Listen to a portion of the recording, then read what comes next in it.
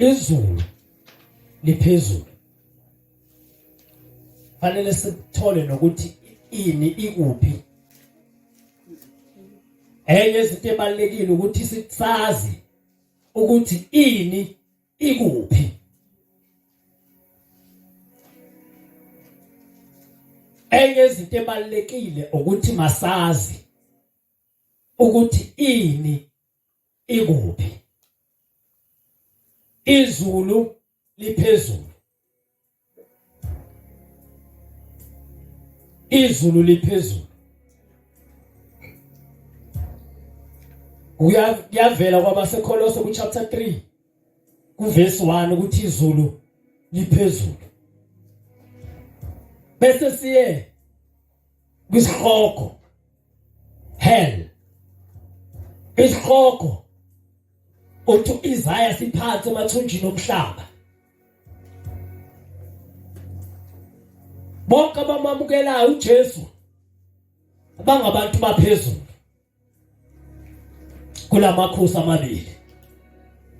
Bonke abamnqabayo already bamamukela uSathane bangabantu baphansi.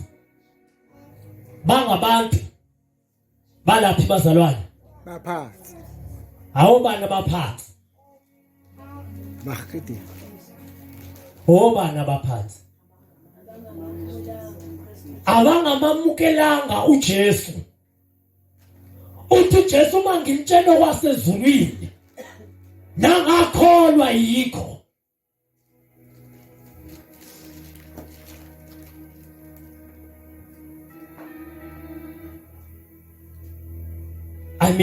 Uthi Jesu mangintshela okwezwe nangakholwa yikho. Ningakholwa kanjani mase ngintshela kwasezulwini?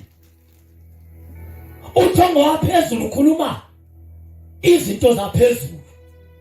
Athi ngowaphansi ukhuluma izinto zaphansi. Ngalo khona umsindo engawuzwa noma ula kule microphone engawuzwa kahle.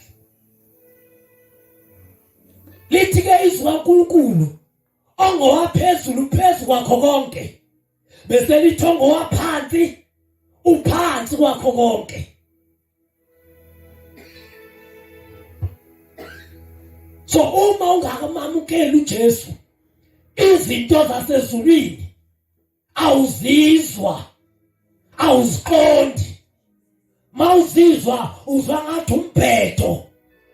Mawuzwa uzwa ngathi hayi into yabo. Ilento abayifundiswa uma wethu akuyona yakhe uma wethu yasezulwini.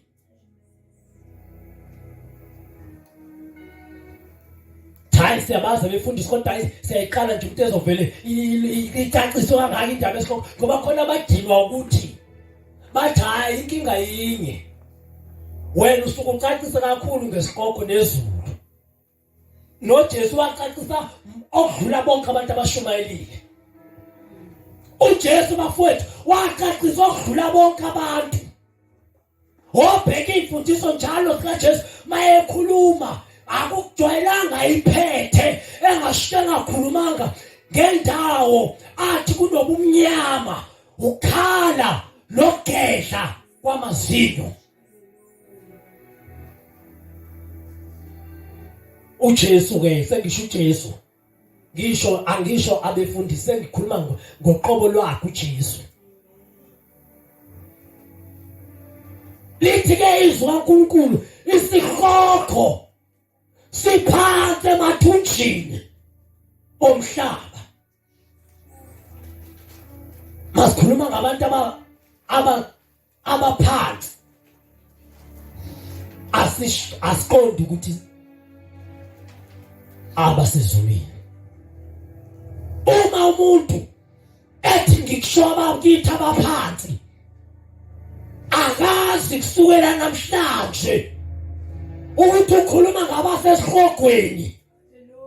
Ngoba uIsaiah ushilo wathi isihloko siphansi emathunjini omhlaba. Uma ethu umuntu ngijaha ukufa ngiye kwabakithi abaphansi makazi kusukela manje ujahe ukufa ayojoyina umndeni wakhe oshayo osesiqogweni osebumnyameni la nokhala nokehla amazinyo.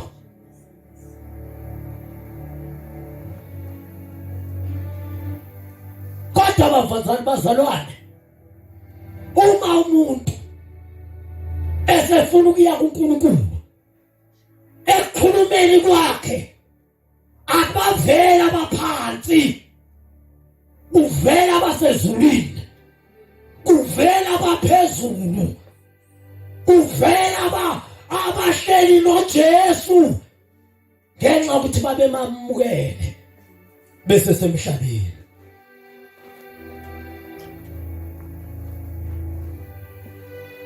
Zihlukene ke le ndawo zembili. Isigogo la emathunjini omhlaba, la ngaphansi kwethu kunesigogo la ngaphansi. Kunesigogo la ngaphansi, kunomlilo la ngaphansi. Ubukhulu basi isigogo singangezwe. Noma singakalingani incamashisi yanwetshwa. Ukuvuleka sogcina singangezwe straight. Sogcina silingana nalo ububanzi bezwe. Ngoba lithi iBhayibheli ngenxa obuningi babantu abayakhona siyanwetshwa.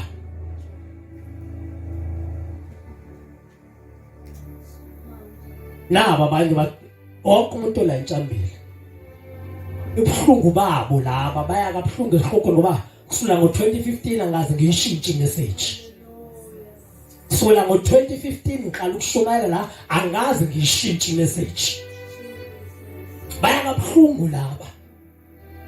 Ngoba lithi iBhayibheli abantwana balesizukulwane bayakusukume kwahlulelweni, basukume kanye neNinive. iNinive libalahle, iNinive isindiswe ngoba yona yaphenduka ekushumayeni kukaJona. Kodwa la phakathi kwenu kukhona omkhulu kunoJona, uJesu indodana kaNkulunkulu, kodwa nisindiswa. Baya kanjalo la esibhokweni, ezweni lobumnyama, ezweni lobumnyama,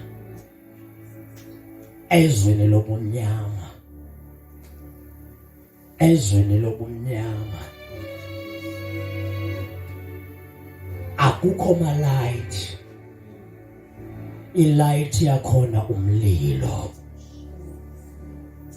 light yakhona umlilo, kukhanyiswa ngomlilo. Umlilo iwona uyilight yesihloko, iwona uyilight yasesihlokweni.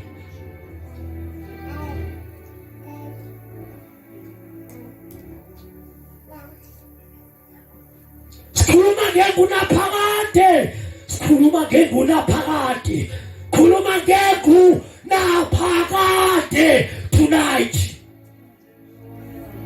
Hayi ukuthi uzongena uphinde ukhushulwe. Ingunaphakade. Millions and millions weminyaka uyasho umuntu oyedwa engapheli. Ifika ibhiliyoni yeminyaka awuyasha. Kufika itriliyoni uyasha.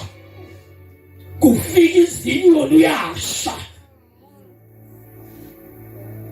Umuntu oyedwa.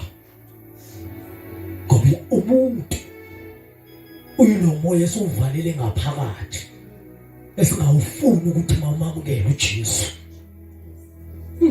Khona nezigwili lapha ya. Osozimali, osomathende. Khona lonke uhlobo lapha. Khona umengameli. khona ama-yellow pony, khona ama-dark pony, khona intombi namasoka aso. Akekho umuntu khona amandiya, khona belungu, khona amakhaladi, akukho khona ama-China, akukho hlobo lomuntu olungekho esihogweni ngoba yizwe lezoni. Ingunaphakade